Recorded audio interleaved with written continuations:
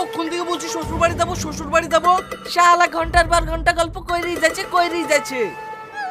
ঠিক আছে ভাই, যাচ্ছ যাও, অর্ধেক টাকা তো দিয়ে যাবা।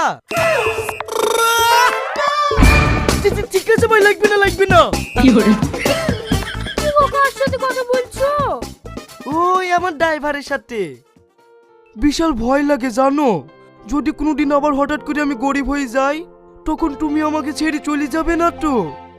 না না, তুমি যদি কোনোদিন রাস্তার ভিখারি হয়ে যাও, তাও দুজনে একসাথে দাঁড়িয়ে রাস্তায় ভিক্ষা করব, তবু তোমাকে ছেড়ে যাব না। সত্যি?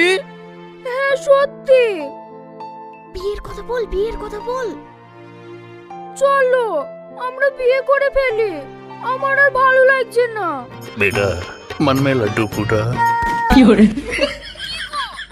কথা বলছো না যে, আমাকে বিয়ে করবে না? হ্যাঁ করবো।